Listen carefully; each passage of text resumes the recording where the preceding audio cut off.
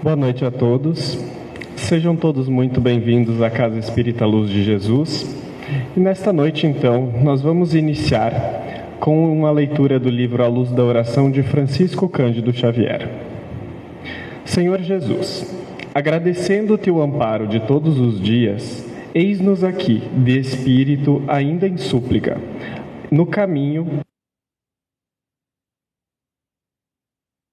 vida eterna, a beleza e o ensinamento da temporária vida humana. Apesar de amadurecidos para o conhecimento, muitas vezes somos crianças pelo coração. Ágeis no raciocínio, somos tardios no sentimento. Em muitas ocasiões, dirigimos-nos à tua infinita bondade sem saber o que desejamos. Não nos deixe assim em nossas próprias fraquezas. Nos dias de sombra, dê-nos a luz.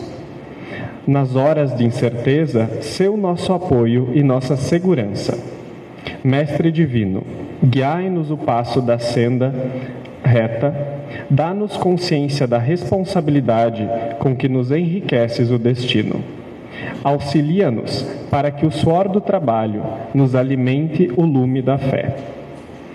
Não longe de nós, flores envenenadas deitam capitoso aroma, convidando-nos ao repouso inútil, e aves canoras da fantasia, através de melodias fascinantes, concitam-nos a ruinosa distração.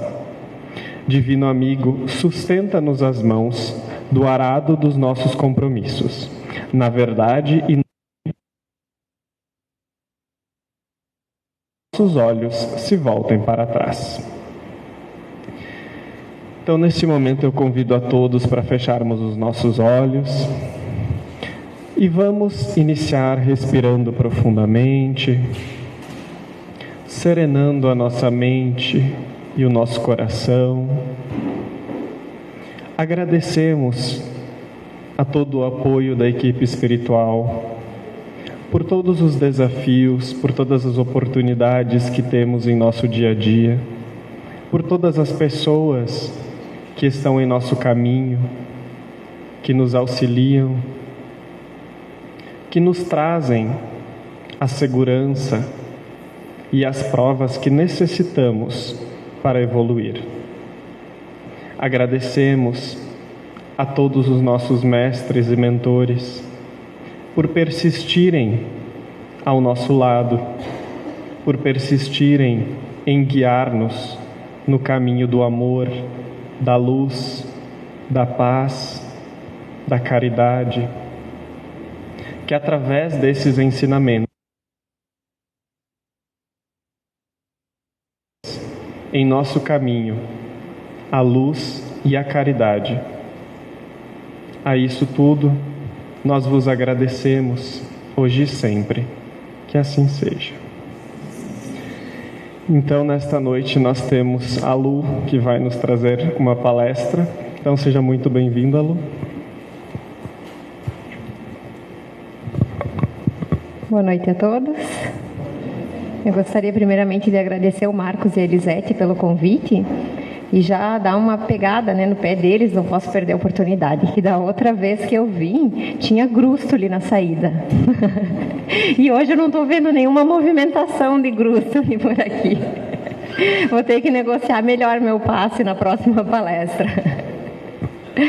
Então vamos lá. Na década de 50, o Brasil tomou conhecimento acerca de José Pedro de Freitas, popularmente conhecido como Zé Arigó, que foi um médium intermediário de curas mediúnicas. Para fazer, então, o estudo dessa noite, que será sobre a vida do Zé Arigó, eu utilizei alguns livros que eu vou mostrar aqui para vocês, só que antes, quero fazer uma ressalva. Sabem aquele conto, todo mundo fala assim, né? Quem conta um conto da forma mais próxima à realidade, ou aquilo que me pareceu ser a realidade, com base nos livros que eu estudei. Só que mesmo esses livros, eles se contradizem em algumas coisas. Então, detalhes, nada muito a sério, nada muito que vai interferir na vida do Zé Arigó. Mas, de repente, vocês vão ler um livro, vão assistir um filme e vão falar, mas a Luciane lá na palestra falou diferente. Sim, porque tem um pouco de divergência de data, da forma que as coisas aconteceram, mas são detalhes ínfimos, só para vocês ficarem sabendo. Então, para fazer a palestra, eu utilizei esse livro Arigó e Suas Incríveis Curas, do Juliano Fagundes. Esse cartazinho, Zé Arigó, Vida, Milagres e Tragédias, é como se fosse um gibi. É uma relíquia, na verdade, esse livro, que é da Biba. Ela me emprestou para fazer a palestra e ele foi escrito após a morte do Zé de Arigó. É bem um gibizinho, assim, ó, tem umas 10 folhas, mais ou menos. O livro Arigó, A Verdade que Abala o Brasil. E, então, uma conversa do YouTube com Leida Oliveira, que é essa senhora que aparece ali no vídeo. Essa senhora, ela trabalhou com o Zé Arigó boa parte da vida dela, porque o pai dela tinha um centro espírita, coordenava um centro espírita lá em Congonhas. E ela, quando era criança, recebeu o Zé Arigó lá, quando ele estava no início da mediunidade. Então, ela acompanhou toda a trajetória dele e ela cresceu junto com ele. Então, boa parte das histórias que eu vou contar aqui vieram da narrativa da Leida de Oliveira, que conviveu com o Zé de Arigó. Então, quem foi o Zé? Ele nasceu em Congonhas, no dia 19 de outubro de 1921. Nasceu numa família comum, o pai dele era fazendeiro, tinha alguns filhos. Ele cresceu na fazenda junto com o pai e com os irmãos. Estudou até o 3º ano do primário. E a vida toda dele, ele vinha acompanhando, ele vinha sentindo vozes, vendo espíritos, e sofria muito com essas visões, né? Porque a família dele era católica. Então, para todo católico, conversa com o espírito era envolvimento com o diabo. Então, ele apanhou muito dos pais, apanhava no colégio, apanhava das professoras, foi exorcizado por diversas vezes, que o padre ia na casa dele para exorcizar, ele estava com o demônio no corpo, em virtude dessas visões mediúnicas. E ele enxergava muito uma bola de fogo vermelha. E ele tinha muito medo daquela bola. Dizem que ele não dormia por último na casa. Todo mundo tinha que esperar e ele dormir para depois dormir. De tanto medo que ele tinha da hora da noite, né, de dormir, que era o momento onde os espíritos apareciam com mais frequência para ele. Mas o Zé Arigó foi crescendo, trabalhando com o pai. E certo dia ele estava mexendo no milho, numa cesta de milho bem grande, tirando os milhos dali, e achou um crucifixo. Ele, nossa, que estranho esse crucifixo. Não é do meu pai, não tem cara de ser dele, ele jamais usaria uma coisa assim. Olhou para a mãe, não, também não é da mãe, vou guardar. Diz que ele guardou no bolso da camisa aquele crucifixo, depois guardou num canto, ficou esperando que eventualmente algum dono, proprietário aparecesse, mas ficou esquecido na memória dele aquele crucifixo, ficou guardado. A vida do Zé de Arigó seguiu, ele ficou até os 14 anos com o pai na fazenda, depois ele foi trabalhar numa companhia de mineração e ferro. Lá ele ficou por um bom tempo e ele teve um papel de destaque, porque ele começou a assumir o sindicato, que ele queria melhorias, né, para os trabalhadores. Então ele passou a ter visibilidade lá. Mais tardar ele casou, com 21 anos, casou com uma prima. Eles tiveram no decorrer da vida 6 filhos. E ele saiu da mineração e foi trabalhar num barzinho, numa bodeguinha, que nem tinha antigamente, aquelas que vendiam de tudo um pouco, né? Mas ele não ia muito bem nos negócios, porque ele era uma pessoa tão boa, ele ajudava tantos outros, que quando a pessoa não tinha dinheiro, ele dava comida. Então, os negócios dele sempre iam meio à torta e à direita. E a mulher ajudando na costura. Até que um dia Zé Arigó estava dormindo, e essa história é contada pela Leida de Oliveira, e 10 horas da noite bateram na porta dele. Ele foi atender. Era um mendigo pedindo um prato de comida. Ele deu o prato de comida para o mendigo. Foi dormir, tudo certo. Na outra noite, mesma coisa. 22 horas, bate na porta, o mesmo mendigo. A senhora não tem um prato de comida? Tenho. Levantou e deu o prato de comida. E assim ocorreram sucessivas noites. Até que uma noite a mulher do Zé de Arigó falou: ô Zé, fala para esse cara vir mais cedo, né? 10 horas da noite a gente já está dormindo e eu que tenho que levantar para esquentar a comida para ele. Então pede para ele vir mais cedo. E o Zé de Arigó pediu: será que o senhor não pode vir um pouco mais cedo amanhã aqui na minha casa? Ele falou: não. Vamos fazer o seguinte, amanhã você me encontra às 22 horas na porta do cemitério, com o prato de comida. Ele falou: eu não, né? Cruz credo que eu vou na porta do cemitério, imagina, não vou não. Então vamos mudar. Você vai na porta da igreja matriz com o prato de comida para mim às 22 horas. Leve consigo aquele crucifixo que você achou no milharal. Daí diz que o Zé ficou todo arrepiado, né? Daí ele lembrou daquele crucifixo que ele achou quando era criança. E dele disse mais: esse crucifixo você vai usar para curar as pessoas. E ore por todos aqueles que estarem na sua frente, que estejam doentes e que estejam carregando um crucifixo na mão. E o Zé passou a fazer, a orar pelas pessoas. Quem era esse andarilho que apareceu para o Zé de Arigó? O Dr. Fritz. Dr. Fritz foi um senhor, um médico que lutou na Primeira Guerra Mundial, ele trabalhou na Primeira Guerra Mundial e morreu na Primeira Guerra enquanto estava ajudando os combatentes. E ele era uma pessoa de um espírito muito bom, muito puro, que sempre visava ajudar. E então era esse espírito que aparecia desde criança para o Zé do Arigó e falava para ele que ele tinha uma missão, que essa missão precisava ser cumprida, e era dele que ele tinha medo. Né? O Zé do Arigó se referia a ele ao careca. É o careca, que eu vejo careca. Então era o espírito do Dr. Fritz que passou a partir dali a ter contato com o Zé de Arigó, uma vez que ele estava pronto para iniciar. Ele estava de mãos com o crucifixo. A primeira cura dele foi um amigo, um conhecido que ele tinha lá de Congonhas. Esse cidadão estava na cadeira de rodas há bastante tempo e o Dr. Fritz incorporou no Zé Arigó e disse que ele era meio rígido assim, né? Meio grosso. Daí ele falou: levanta daí, preguiçoso, e anda. Você está curado. Disse que o cara: não, levanta. Começou aí a primeira cura, então. As pessoas já começaram de burbúrio, né? Fala um pouquinho ali, fala um pouquinho ali.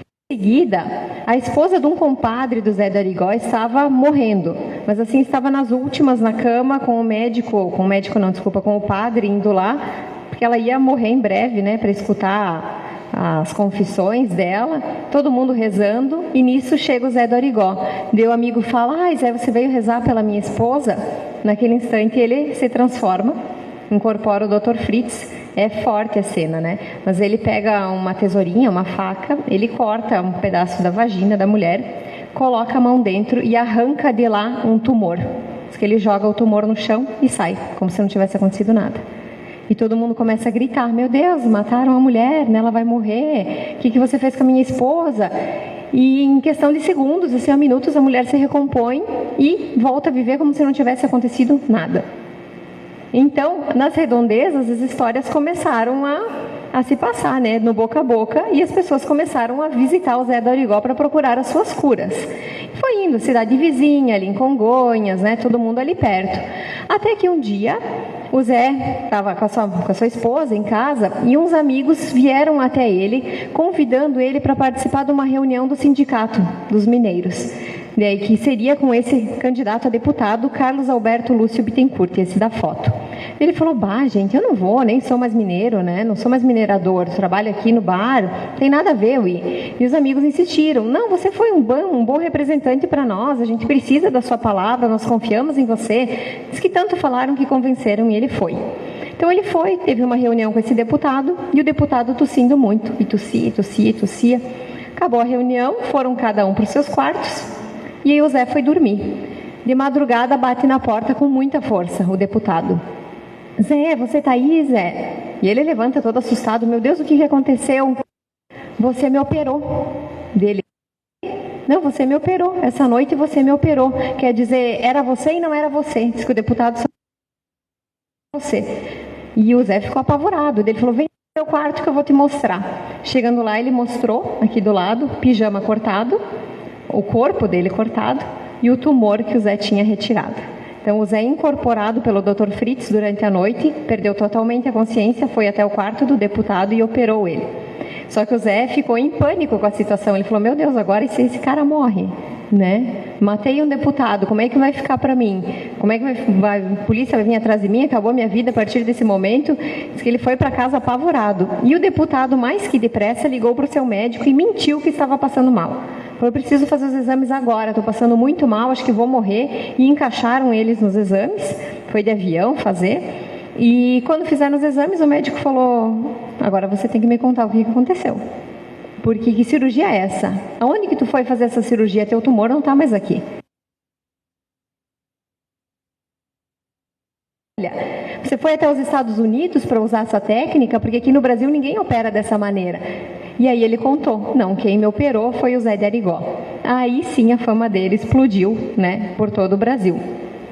E começaram a vir caravanas de todas as cidades, de todos os estados, do Uruguai, da Argentina. Vinham pessoas de todos os cantos para serem curados pelo Zé Arigó. Inclusive o filho do cantor Roberto Carlos. Ele teve um glaucoma e estava ficando cego. E o Zé do Arigó curou o filho do Roberto Carlos do glaucoma. Teve uma equipe dos Estados Unidos que ficou sabendo da fama dele, né? E eles vieram com cientistas da NASA estudar o cérebro do Zé Arigó, acompanhavam as cirurgias para ver que realmente não era ele que fazia, queriam ver como é que aquilo funcionava, acompanharam inúmeras, né? E escreveram esse livro em inglês, Arigó, o cirurgião da faca enferrujada. E tem toda a narrativa em inglês, foi bem conhecido o livro lá nos Estados Unidos, em virtude do Zé. Como é que aconteciam as curas do Zé, então? São 3 métodos que ele utilizava. O mais clássico de todos, e um pouco assustador, né? Da minha parte, pelo menos, ele utilizava, como diz o título do livro, uma faca enferrujada. Era uma faca de cozinha, bem afiada, que ele ali, ele está no olho. Eles tiravam a catarata, ele tirava o que tinha de problema com essa faquinha. Não tinha esterilização nenhuma, ele não trocava de faca de um paciente para outro. Diz que o máximo que ele fazia, ele cortava, limpava aqui, ó, e seguia para o próximo. E nunca teve nenhum caso de infecção, de contaminação, de alguém que morreu depois de uma cirurgia dele. Então tem explicação para isso?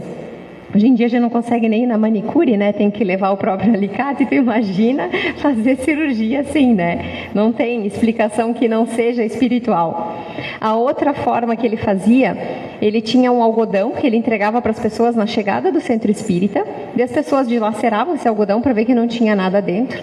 Ele pedia para a pessoa erguer e falava umas palavras em alemão, que era alguma coisa com a água do céu que vai te curar, alguma coisa assim. E daí escorria a água do algodão da pessoa que estava ali. Diz que ele produzia tanto fluido vital que quando ele ia dormir e transpirava, o lençol dele ficava azul, de tanta energia que ele tinha. E a outra forma de cura que ele tinha, que não foi tão divulgada, era por transporte. Essa cura é realmente o transporte e a movimentação, como o próprio nome já diz, né? É bem difícil de acontecer porque exige uma equipe espiritual muito forte no plano espiritual e aqui no plano terreno. Então, nesses casos, a pessoa, por exemplo, estava com um tumor. Os espíritos transportavam o tumor daquela pessoa para o Zé do Arigó e ele vomitava o tumor. Então curava a pessoa e ele não ficava com nada. Não tinha como não despertar a curiosidade de cientistas, né, da NASA, porque eram métodos incríveis e que a gente não consegue nem imaginar. Todos recebiam a cura? Vocês acham que todo mundo que ia lá recebia a cura do Zé Arigó? Não, não tinha como. Por quê? Porque a cura depende muito do nosso karma, depende muito da nossa missão, daquilo que a gente para resgatar aqui na Terra. Então, muitas vezes a gente acha que vai conseguir, mas a gente precisa passar por aquilo, a gente precisa enfrentar aquela doença. Aquela doença é um karma na minha vida, eu tenho que passar por ela. Nesses casos, a pessoa não recebia cura. Tanto que o Zé do Arigó, ele tinha um problema de coração e não foi curado pelo Dr. Fritz. O filho dele tinha um problema de locomoção e também não foi curado pelo Dr. Fritz, porque eram doenças kármicas, não adiantava nada resolver porque ia carregar para as próximas. E eles tinham uma espécie de código entre os trabalhadores de lá. Se chegasse uma pessoa lá que estava prestes a desencarnar, que o espírito mentor dela falava, ó, esse aqui não adianta, né? Ele vai desencarnar. Ele fazia um sinalzinho na senha, que nem a gente recebe o papelzinho quando chega, né? As pessoas também recebiam lá. Ele fazia um sinal. E daí a equipe dele de trabalho sabia que aquela pessoa ia desencarnar em breve. Então, ao invés de dar um remédio para ela tomar, eles davam uma oração. Que sabiam que não ia adiantar, então não iam receitar. E ele não receitava chás e ervas, receitava remédio mesmo, porque ele era médico. Tanto que ele foi preso, posteriormente, em virtude dessas curas. Por quê? Tanto o Sindicato dos Médicos, como a Associação Brasileira dos Médicos e os padres começaram a denunciar o Zé do Arigó. Falaram, o que é isso que ele está fazendo, né? Os médicos piraram, porque como que ele está atendendo sem ser médico? Como que fazendo esse trabalho? E os padres falando que isso era curandeirismo, queriam tirar ele da cidade, proibiram ele de entrar na igreja. Então ele foi preso pela primeira vez e foi solto logo em seguida, porque ele curou a filha do presidente, o JK. A filha dele tinha leucemia. Ele curou a filha do presidente e ele fez uma carta pedindo a absolvição, o perdão, e então, como foi o presidente que pediu, ele foi solto pela primeira vez. Mais tarde, inconformados com a situação, os padres e os médicos, alguns, né, a gente não pode generalizar, mas aqueles daquela região, fizeram outro pedido de prisão para o Zé. E ele novamente foi condenado, porque era curandeirismo, era cura. E as próprias testemunhas de defesa dele que acabavam condenando ele, porque chegavam e perguntavam, quem é esse senhor? É o Zé de Arigó. O que o senhor chegou lá com o quê? Cheguei com catarata, cheguei com câncer. E o que aconteceu? Ele me cortou, me operou e eu curei. Então fez a cura, exerceu a medicina. As próprias pessoas que iam lá como para defender ele acabavam condenando. Nesse dia, quando houve a condenação dele, o juiz determinou que ele fosse preso e os guardas ficaram paralisados. Falaram, podem levar. O senhor pode levar. Não, eu me nego, eu não vou levar. O Zé teve que pegar o carro dele e ir sozinho, se prender até a delegacia, até o presídio mais próximo, que era numa outra cidade, porque a cidade toda se negou a prender o Zé do Arigó. E foram em comitiva atrás dele na prisão. Lá na prisão, ele não parou de trabalhar também. Começou a atender os presidiários que estavam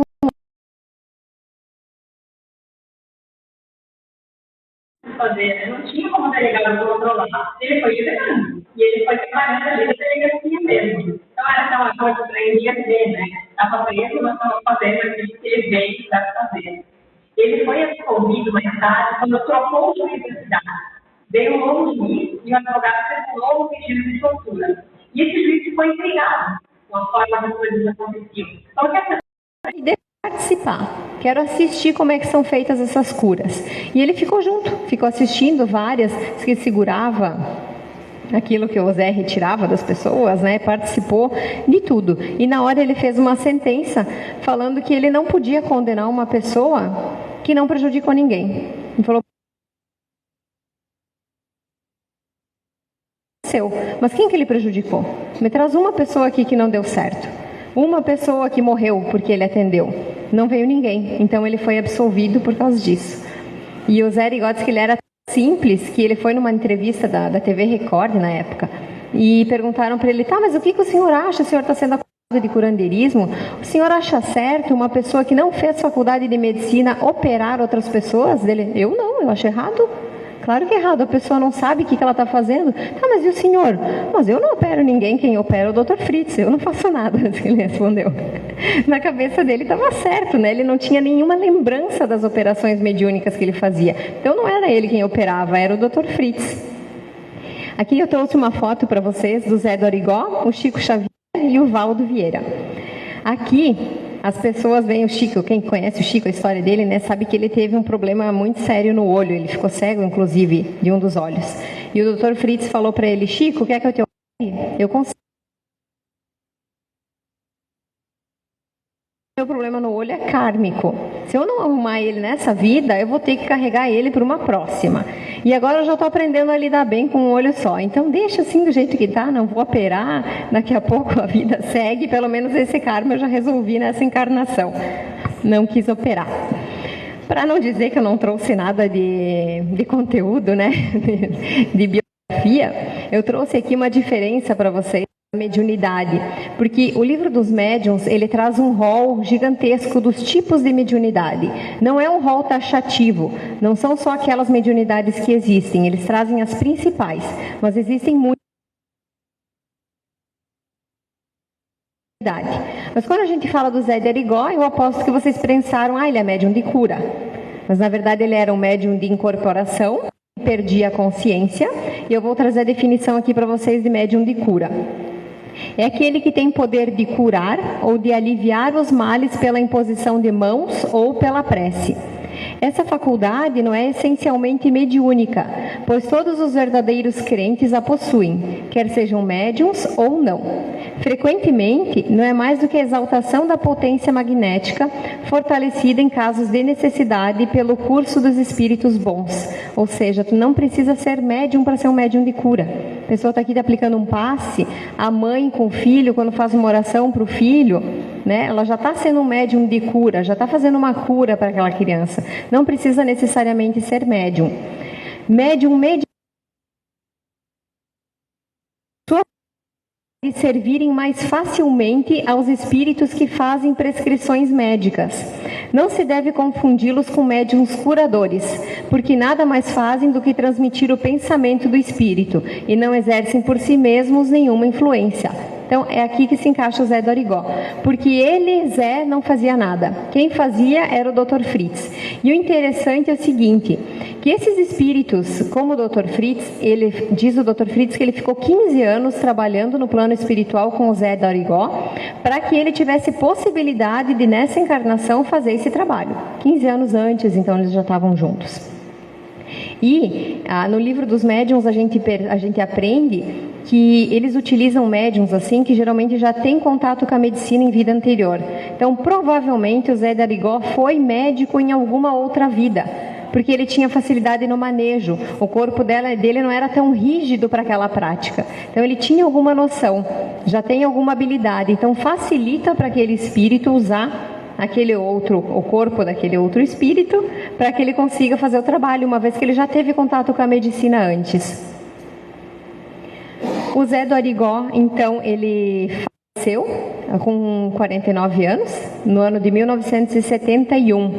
E aqui, dizem que o Zé, ele gostava muito de correr de carros, que ele andava rápido mesmo. E ele estava num Opala, indo para Governador Lafayette, viu algumas questões do documento dele. Um amigo dele pediu para ir junto no carona e ele estava em alta velocidade, rodopiou na pista, que bateu numa... Então, esse aqui é um dos detalhes que eu falo para vocês. Se vocês assistirem o filme dele, vai ter uma explicação de que, até darem uma romantizada na história, de que o filho dele teria feito um desenho do carro batendo numa árvore escrito pai embaixo, como se o filho estivesse prevendo a morte do pai. Aquela Leda de Oliveira, que eu falei no início, ela fala que por diversas vezes ele falava assim, eu acho que eu não vou passar do ano de 71. Mas não falava assim, o que ele ia morrer, falava que a morte ia ser violenta. Mas só falava, deixava por alto. Ele nunca falou, me falaram que eu iria desencarnar nessa data. E nesse acidente de carro, que é naquele livro, naquele gibizinho que saiu após a morte dele, que é físico, né? Eu tenho ele lá em casa, que é o que a Biba me emprestou, conta o acidente de uma forma um pouco diferente. Diz que ele estaria correndo com o Opala, rodopiou na pista, bateu em uma outra caminhonete do DNR, e essa caminhonete que bateu numa árvore, que o carro do Zé de Arigó tinha ficado todo esmagado, que ele teve traumatismo craniano, isso de fato ocorreu, né? E hemorragia interna. Diz que quando desumaram o corpo dele depois, não tinha nenhum osso quebrado, que ele estava intacto, que o corpo dele estava perfeito. Então, o Zé de Arigó acabou desencarnando no ano de 1971. Se houve uma premonição por parte dele, se não houve, a gente fica na dúvida. Mas ele deixou aí o seu legado. Em setembro do ano passado, lançaram o filme Predestinado, que é esse que conta a vida do Zé de Arigó. O Dalton Mello é o ator principal que interpreta ele, e ele falou que ele era ateu. Ele não acreditava. E quando caiu o roteiro para ele ler, ele falou que toda vez que caiu um roteiro para ele, ele sentava e lia o roteiro inteiro para decidir se ia fazer ou não. E que esse ele não conseguia. Que cada pouco ele começava a ler e chorava, começava a ler e chorava. Demorou vários dias para terminar esse roteiro. E ele falou para o pessoal, eu gostei muito, só que eu só vou poder gravar daqui a 10 meses, porque eu estou comprometido com outro trabalho. E o pessoal, não tem problema, é para daqui a 10 meses esse filme. E ele falou, poxa, começou a bater tudo, então vou fazer. E ele começou as gravações, diz que aquela cena na cela, né, quando o Zé Dorigó é preso, diz que ele ficou com muito medo, porque toda a equipe da produção saiu e ele ficou naquele presídio, que era um presídio de verdade, que estava desativado. E ele falou, comecei a sentir toda aquela energia ruim que tinha no lugar. E comecei a entrar em pânico, porque estava fechado na cela. Comecei a rezar pelo Zé Dorigó. E de repente ele falou, me acalmei. Como se eu tivesse sentido uma luz, alguma coisa entrando em mim, eu me acalmei, consegui fazer a cena, e a partir de então passei a acreditar em milagres, ele falou. Ele que era ateu, né, já começou a mudar o pensamento depois de vivenciar aquilo que o Deus Zé Dorigó vivenciou. E hoje em dia, vocês devem estar curiosos, né, para saber se existem ainda curas mediúnicas. A cura mediúnica na época do Zé Dorigó foi necessária que viesse nessa intensidade, com facas, mostrando para as pessoas como é que ela acontecia, para que as pessoas realmente acreditassem nela e difundissem a doutrina espírita. Hoje essa prática não precisa ser dessa maneira, com faca, com objeto cortante. Ela pode ser feita através da imposição do passe, através da água fluidificada, através das orações, pode ser feita à distância. Existem sim centros espíritas que fazem essas cirurgias. Não há uma homologação da Federação Espírita que fale, é assim, assim, assado que acontece em cirurgias espíritas. Inclusive os centros filiados à Federação acabam não fazendo, em virtude fazem e continuam auxiliando e curando diversas pessoas por todo o país. É bem interessante e só vale ressaltar que se de repente alguém tem interesse de fazer, interesse de conhecer, tratamento médico, porque às vezes as pessoas na cura, só que uma cura caminha com a outra. A cura espiritual caminha com a cura do corpo físico. Então, se você for fazer uma cirurgia mediúnica, uma cirurgia espírita, continua tomando os seus remédios. Enquanto o médico não falar, você está curado, pode parar o remédio, você não para. Tá? Porque às vezes as pessoas acham, não, estou no centro espírita agora. Não é assim, um precisa do outro. Então, tem que ter bastante atenção aonde está indo, nas recomendações e manter o espírito elevado. Essa foi a história e a missão do Zé Arigó, que ela sirva de exemplo para que a nossa história e a nossa missão também seja edificada no caminho do bem, com base nos ensinamentos de Jesus e no amor ao próximo. Obrigada a todos pela atenção, espero que tenham gostado da história. Boa noite. Agradecemos a Luciana por essa explanação dessa noite. Nesse momento, então, nós iremos para o nosso passe coletivo, nós então iremos diminuir um pouco as luzes e nós vamos então estar entrando em conexão com a espiritualidade superior. Peço então aos trabalhadores da casa para que se posicionem.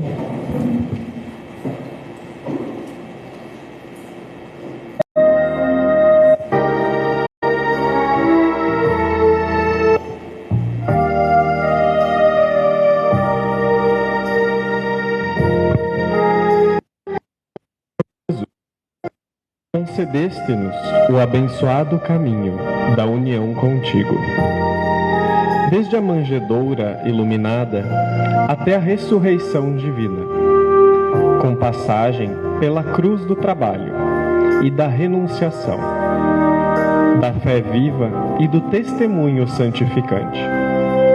Viajores que somos, na estrada redentora que a tua misericórdia nos desdobra, no campo da vida eterna, rogamos-te, ainda, luz para as nossas sombras, certeza para as nossas dúvidas, esclarecimentos para as nossas hesitações. Auxilia-nos a aceitar o roteiro do teu amor infinito. Nos traça o benefício da paz e da felicidade de nós mesmos. Que o sacrifício seja para nós uma bênção, a luta uma escola de aperfeiçoamento sublime. O serviço, a oportunidade salvadora. O obstáculo, o ensinamento maior. O sofrimento, um mestre sábio e eficaz. Que as nossas dores sejam emissárias de alegrias. Que os espinhos da estrada permaneçam adornados de flores para os nossos corações, e que os percalços e lágrimas da senda constituam renovadas esperanças para nossa alma sequiosa de tua luz. Assim te suplicamos, porque a nossa união é alegria para os tristes, vitória para os vencidos, consolo para os desesperados, sementeira de imperecível ventura para quantos prosseguem a retaguarda, aspirando um mundo melhor. Deste modo, Senhor, agradecendo-te a caridade divina da paz, com que felicitas a nossa alma, neste dia de abençoada luz, esperamos que o teu amor viva em nós infinitamente e que a tua misericórdia nos acompanhe em todos os passos da redenção espiritual, convictos quanto estamos de que em ti encontramos o caminho, a verdade e a vida, com eterna libertação. Cumpra-se em nós a tua vontade, hoje e sempre. Que assim seja.